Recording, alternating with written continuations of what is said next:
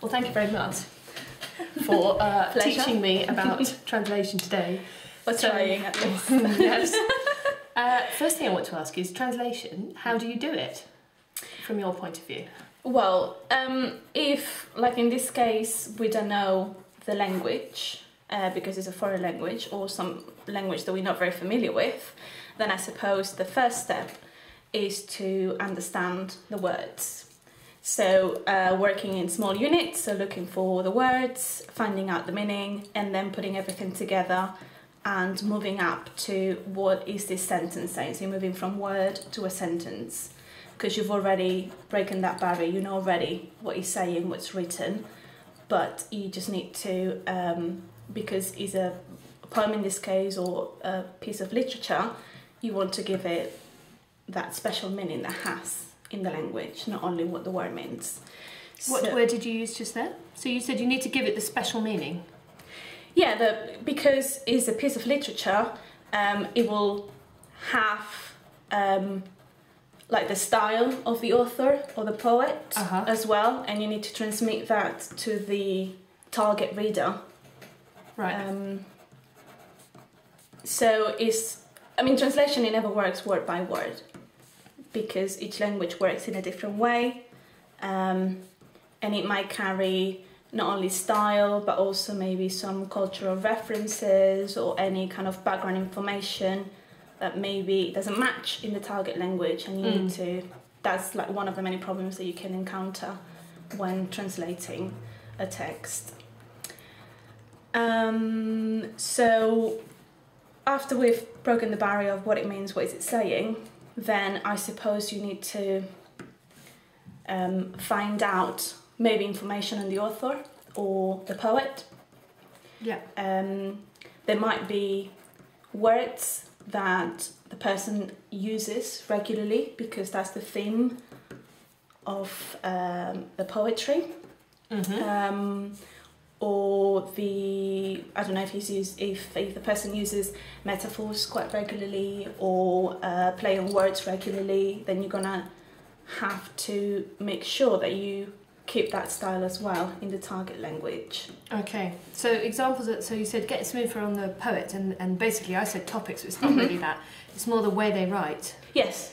So if that's, your examples were wordplay, yeah, or certain metaphors. Or I suppose there's certain poets that, I don't know, like a lot talking about death, others about love, others about nature. Yeah. So it might be like common things coming up in the text, and I suppose it's looking for those as well to keep that style and that flow of the language. Then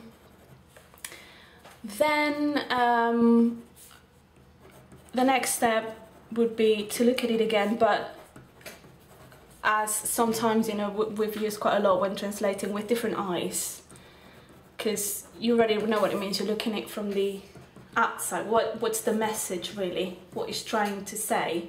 It might be using a word for a specific object. Maybe the idea is not to talk about that object. Maybe that object represents something else. So what is actually the message of the poem or that chapter or that sentence? And is there where most of the understanding is involved, I would say. Okay, so that's really key then. This bit is where you're saying most of the understanding is. Yeah. And I liked how you said there that sometimes they'll be talking about an object or something, but that's not what they're really trying to talk about. It might represent a person or an idea, I don't know, political view, depends what kind of text you're working with. And from this stage, I think it's a bit of putting everything together and also having a knowledge at the same time of how the language works, as in grammar-wise. Because, for example, between Spanish and English, that we're going to be seeing today, the word order in a sentence, more often than not, is you have to alter it. It doesn't follow the same order. From a very basic principle of, in English, you have first the noun and then the adjective. Sorry, even the other way around. In Spanish, you have first the noun and then the adjective, and in English, it's the other way around. That's a very basic thing. Like rabbit, brown. Yes, exactly. Brown rabbit. Exactly. To, like, in a sentence itself, you might start with the ending of the sentence, because in English it might sound more natural to say it that way. Yeah. So in here already, you're not only... what you're looking for is that the final product, the translation itself, sounds as natural to the reader as the Spanish version would sound to a Spanish reader. Wow. Yeah. Yeah, when you put it like that, well, easy. Yes. No worries. Easy peasy. Especially if you're not a Spanish speaker. So this is going to be really hard for me because I'm not. Yeah. So do you think someone who wasn't a native speaker of the language can ever get to that? No. That's blunt. Okay.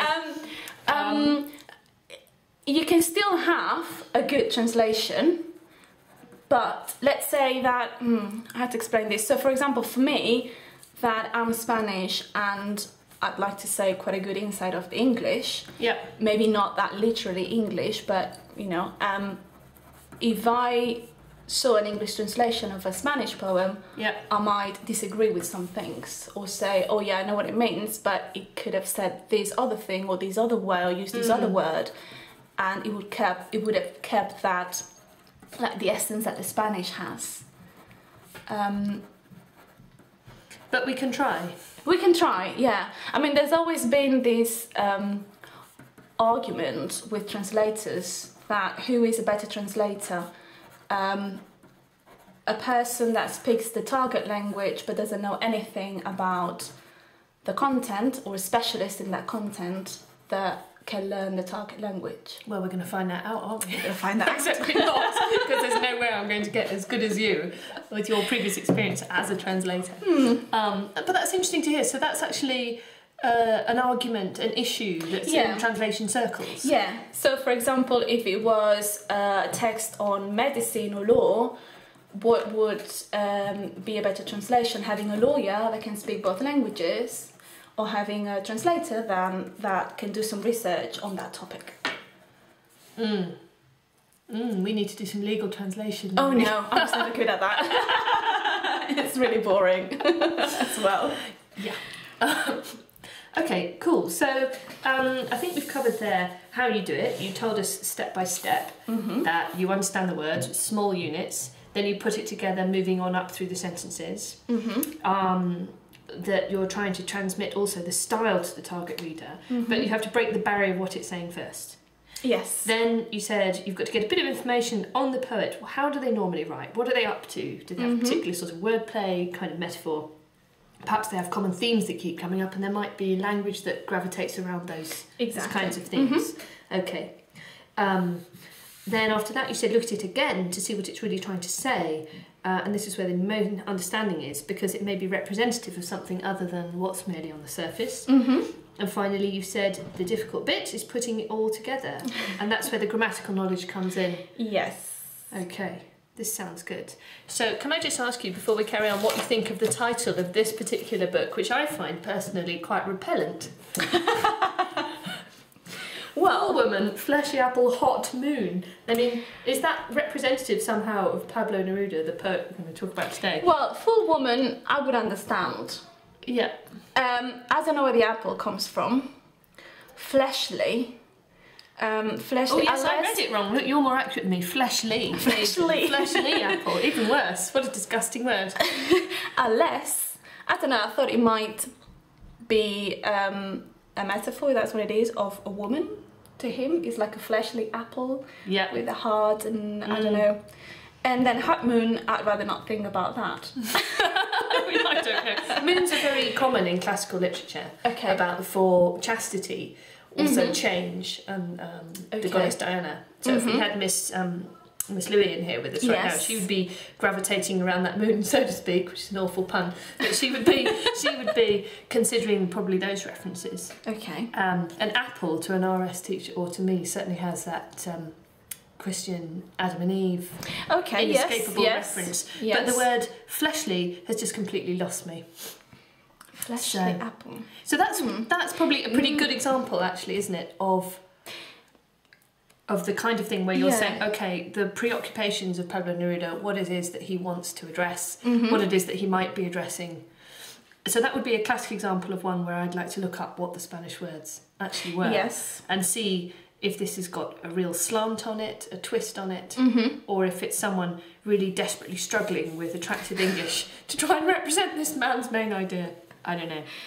So I'm going to leave that one as a challenge for the pupils, I think. Okay. To explore that I was going to say title. I'll find out. But if you could find out, that would be super. Yeah, Okay. definitely. So we'll put that to one side and then we'll have a go at a real poem.